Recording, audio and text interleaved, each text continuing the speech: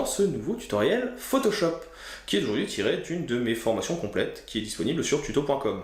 Comme d'habitude, vous retrouvez le lien dans la description pour avoir la formation complète, avec un petit code promo à moins 20%. Aujourd'hui, on va partir à la découverte de choses qui vont vous permettre de gagner du temps. Et le temps, vous savez que c'est important. Un des plus compliqués, ou une des tâches les plus compliquées dans Photoshop, c'est le détourage. Et bien aujourd'hui, je vais vous inviter à venir découvrir les outils de sélection rapide. Comment ils fonctionnent, quand les utiliser, comment. Bref, vous aurez toutes les clés en main pour faire ça comme ça. Si la vidéo vous a plu, un partage, un like, un abonnement, vous connaissez la musique, ça permet à la chaîne de continuer à se développer, donc n'hésitez pas. Si vous avez des questions, petit commentaire, ou alors vous avez mes réseaux sociaux dans la description juste en dessous, ainsi que le lien du Discord. En général, je réponds assez vite. J'espère que ce tutoriel vous plaira, je vous en souhaite un bon visionnage et je vous dis à tout de suite. Il existe dans Photoshop de nombreux outils qui permettent également de venir faire des sélections rapides. La plupart, ils sont au nombre de 3 ici, se retrouvent en dessous des lassos. Le premier, il s'intitule Baguette magique. Vous retrouvez les fonctionnalités que l'on a déjà vues un petit peu plus tôt, telles que addition, soustraction et intersection. Et surtout, vous allez retrouver ici des éléments comme échantillon avec la taille, une tolérance, ou encore la possibilité de sélectionner un sujet et sélectionner et masquer, que l'on verra un petit peu plus tard. Le principe de la baguette magique est tout simplement de venir sélectionner un ensemble de pixels d'une même couleur. Pour ça, il va jouer sur un caractère, un paramètre, qui va être la tolérance. Plus la tolérance sera grand, donc là par exemple on va se mettre à 70, et plus il sélectionnera de pixels ayant l'air identique. Plus la tolérance sera faible, ici par exemple 10, et plus ou plutôt moins il prendra de pixels. Si je me mets ici à 50, il va me prendre par exemple tout ce qui semble être vert. Si je viens me mettre à 55, il m'en prendra un petit peu plus. L'avantage, c'est que vous pouvez par exemple ici venir sélectionner plusieurs couleurs en appuyant sur la touche Shift. Comme ça, il prend un petit peu plus de référence. De cette façon, ici, je peux venir maintenant mettre un masque de fusion. Et vous voyez qu'il m'a détouré tout ce qui était vert et a supprimé le reste. Petite astuce, si vous faites un CTRL-I, vous pouvez intervertir les masques de fusion, de façon à faire revenir ici le personnage et pas le fond. Ça, c'est la première possibilité. La deuxième possibilité, c'est sélection rapide. La sélection rapide fonctionne comme un pinceau. Plus et moins ici, et la possibilité, en venant cliquer sur ce bouton, d'avoir l'épaisseur et la dureté qui sera modifiée. Le raccourci Alt, clic droit et déplacement à gauche et à droite fonctionne également. Le principe de la sélection rapide, c'est tout simplement de venir peindre sur ce que vous voulez sélectionner, et le logiciel, par différents algorithmes et par son logiciel de machine learning Adobe Sensei, va vous proposer une sélection qui lui paraît adéquate. Ici vous voyez que je viens zoomer pour sélectionner un maximum d'informations. Sachez que si vous voulez supprimer des éléments, tels que ici par exemple, en appuyant sur Alt, vous pouvez venir supprimer de la sélection. Donc là, je supprime les éléments verts.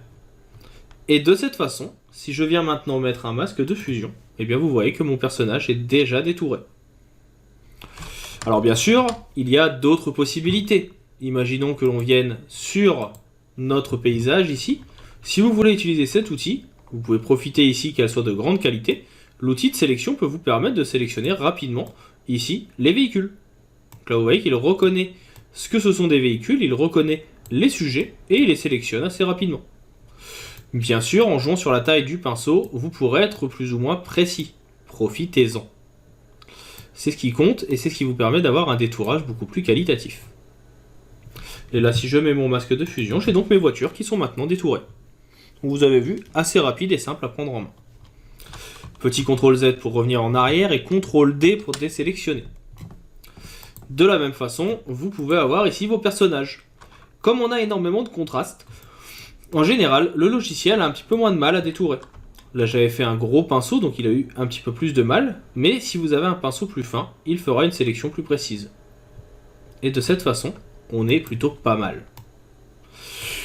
En plus de ces outils de sélection rapide, que je viens de vous montrer, il reste un outil qui s'appelle le sélection d'objets. Alors là, j'ai pas forcément de photo qui permet de présenter le sélection d'objets, parce que c'est, comme son nom l'indique, quelque chose qui va permettre de sélectionner des éléments rapidement. L'idée, par exemple, ici, ça serait de venir faire un bloc autour de mes pots de fleurs. Le logiciel reconnaît le sujet, il reconnaît que c'est des pots de fleurs, et il les sélectionne. Ça serait de venir ici, et le logiciel reconnaît que ce sont des voitures. Donc là, je vais me mettre en addition, ça sera mieux. Et automatiquement, il vient me les sélectionner. Je lui demande de venir récupérer ici ces plantes. Je fais une sélection, il reconnaît les plantes, il en fait une sélection. Donc vous voyez que ça permet d'aller très rapidement sélectionner des éléments.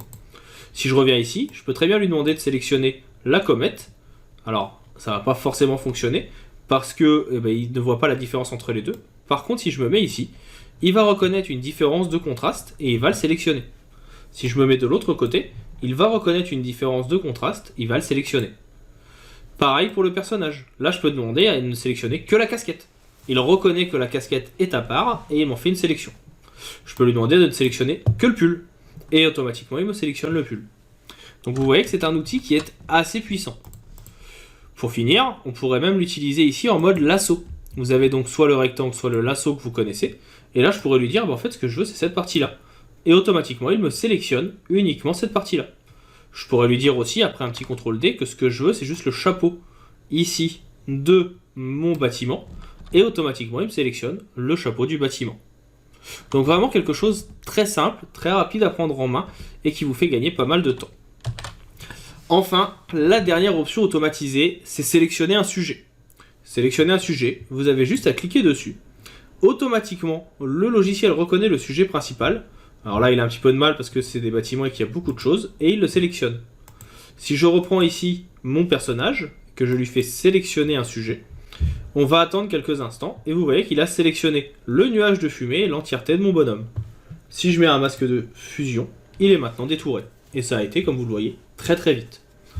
Si j'ai besoin de détourer uniquement, alors que je retrouve ici ce personnage, pareil, sélectionner un sujet, le logiciel observe, il reconnaît ici le personnage.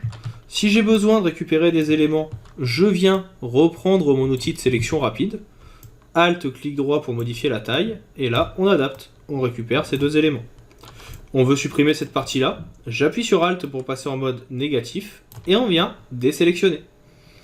Et de cette façon, hop, le personnage est détouré. Ça a été quand même beaucoup plus vite que ce que l'on a vu avec la plume. Et le détourage reste qualitatif. On va maintenant passer à la partie suivante, avec la partie sélectionner et masquer, qui est aussi très intéressante et qui va proposer quelques petites fonctionnalités qui sont non négligeables. Donc on va revoir ça tout de suite dans la prochaine vidéo.